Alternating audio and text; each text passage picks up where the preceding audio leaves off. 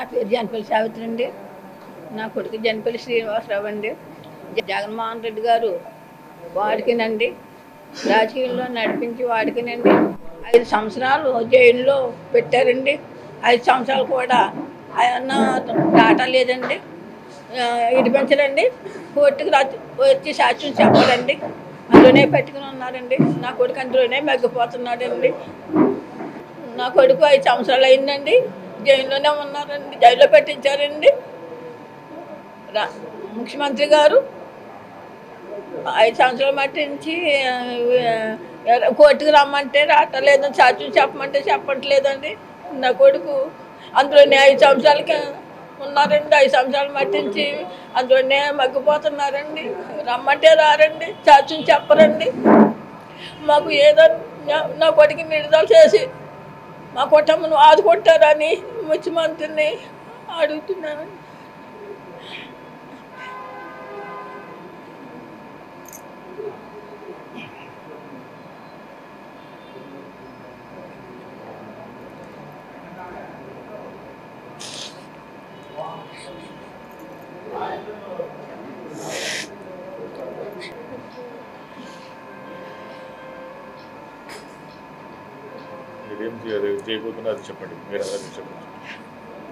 నా కొడుకు జైల్లో ఉండి ఫోన్ చేశారండి. అమ్మ నేను ఇక్కడ దీక్ష చేస్తున్నాను, అన్నయ్య నువ్వు వెళ్ళి విజయవాడలో దీక్ష చేయండి అమ్మ అని చెప్పారండి. నా కొడుకు శ్రీనివాసరావు చేస్తామండి అని వచ్చేది చెప్పినాక మేము వెళ్ళమండి, ఇక్కడే ఉంటామండి, ఇక్కడే చేస్తామండి.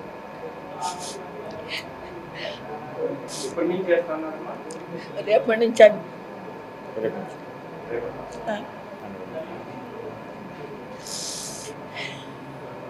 మీ పిల్లలు ఇంటర్మీడియట్ మరియు ఎంసెట్ చదువుతూ సబ్జెక్ట్స్లో కన్ఫ్యూజ్ అవుతున్నారా?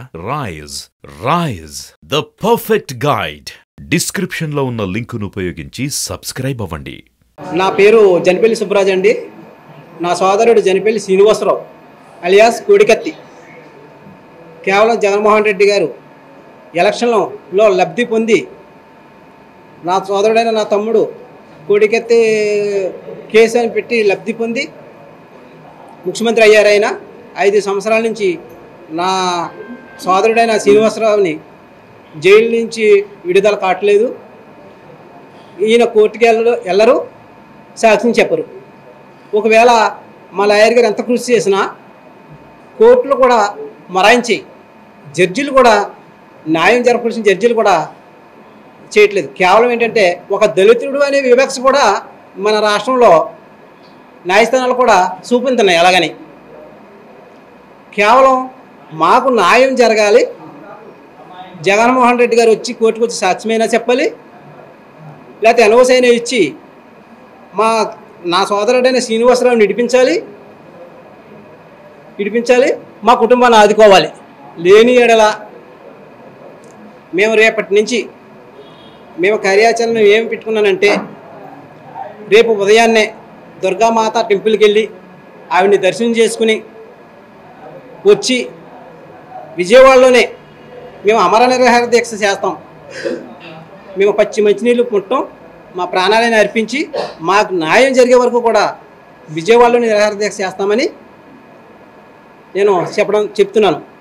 అలాగే అన్ని విధాలకు కూడా మా లాయర్ అయిన సలీం గారు మమ్మల్ని ఆదుకున్నందుకు మేము ఎన్ని జన్మలు ఎత్తినా ఈ జన్మకు ఆయన రుణం మేము తీర్చుకోలేము. ఇప్పటి నుంచి కూడా ఆయన మాకు అందుబాటులో ఉంటారు, మాతో పాటు మాకు సాయం చేస్తారు. కేవలం మా తమ్ముడికి జైల్లో ఏ విధమైన హాని కలిగినా దానికి కారణం జగన్మోహన్ రెడ్డి గారే అవుతారు. మాకు మైనార్టీ సంఘాలు, దళిత సంఘాలు, ప్రజా సంఘాలు కూడా మాకు మద్దతు ఇస్తాయి, మా వెంటనే ఉంటాయి. ఆ బలం మాకుంది.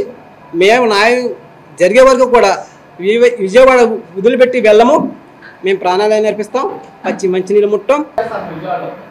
ఎక్కడన్నది రేపు దుర్గామాత టెంపుల్కి వెళ్ళి దర్శనం చేసుకుని వచ్చి ఎక్కడ అన్నది కార్యాచరణ అప్పుడు చెప్తాం. సార్ అనుమతులు కోరటానికి ఏమి కోరటానికి పోలీసు వారు ఇంటికాడ ఉంటేనే ఇల్లు గడప దాటకుండా అరెస్ట్ చేసేస్తున్నారు సార్. పోలీసు వారికి తెలియదా న్యాయస్థానాలు ఏం చేస్తున్నాయో తెలియట్లేదా? జడ్జిలు కూడా ఆలోచన మనసు పెట్టి అయ్యో ఒక దళిత పేద కుటుంబం బజార్ని పడిపోయింది, వాళ్ళ తల్లి అలుమని ఏడుస్తుంది, ఆ ఉసురు మనకు కూడా తెలుస్తుందని గ్రహించారు కదా ప్రతి ఒక్కరు. ముఖ్యమంత్రి గారు ఏమైనా ఎవరైనా చూస్తున్నారు కదా కళ్ళతో, గ్రహించి న్యాయం చేయాలి కదా, ఆదుకోవాలి కదా. ఏమి న్యాయం చేయట్లేదు, న్యాయం జరిగే చోటేమో జరగట్లేదు. ఆ దళిత వివక్ష అనేది కనబడుతుంది. ఎందుకంటే డబ్బున్నవాడికి పలుకుబడి ఉన్నవాడికి ఒక రాజకీయ ఒకటి, ఏమి లేని పేదవాడికి ఇది దరిద్రం. ఇది ఈ ప్రభుత్వం ఎన్నోసార్లు విశ్వ ప్రయత్నాలు చేస్తాం జగన్ గారిని కలటానికి, ఎన్నో అర్జీలు పెట్టాం. గౌరవపదంగా అమ్మ నాన్న ఫోటో కూడా వేసి లెటర్ పెట్టాను మా గ్రామం వచ్చినప్పుడు. అప్పుడు ఆయన వచ్చేది రేపు వస్తాడంటే ఎలా అరెస్ట్ అవ్వారంటూ మమ్మల్ని హౌస్ అరెస్ట్ చేశారు పోలీసులు. అయ్యా ఏంటి దౌర్భాగ్యం అంటే, సుబ్బరాజు మా ఉద్యోగాలు ఎగిరిపోతాయా, మా మీద దయ ఉంచండి మీరు అంటే, సరే సార్ మీరు ఏదో చిన్న స్థాయి ఉద్యోగస్తులు, సరే మీ మీద గౌరవం చెప్పి వదిలేస్తాం, మాకు న్యాయం ఎప్పుడు జరగాలో అప్పుడే జరుగుద్ది, ఓన్లీ భగవంతుడు ఉన్నాడు అని చెప్పేసి మేము నిర్ణయించుకున్నాం. అందుకే ఆ ఆలోచన విధానంతో మేము ఎవరిని ఇబ్బందులు పెట్టలేదు. కేవలం ఇంకా ఇప్పుడు వాళ్ళు ఇడిచిపెట్టేది లేదు, మాకు న్యాయం జరిగే దాకా కూడా అమర నిరాహార దీక్ష చేయడం ఖాయం. శ్రీనివాసు ఫోన్ చేసి చెప్పాడు, అన్నయ్య నా పరిస్థితి బాగాలేదు, నేను రేపటి నుంచి నేను జైల్లో నిరాహార దీక్ష చేస్తున్నాను నేను అని చెప్పడం జరిగింది. అయ్యో తమ్ముడు నువ్వు అక్కడ నిరాహార దీక్ష అయితే మేము కూడా విజయవాడలో నీకు సాయంగా మేము చేస్తాము, మనకి మైనారిటీ సంఘాలు దళిత సంఘాలు తోడుగా ఉన్నాయి తమ్ముడు, మేము కూడా చేస్తాం, ఎంత దూరమైనా వెళ్తాం ఈ విషయంలో అని చెప్పేసి చెప్పడం జరిగిందండి.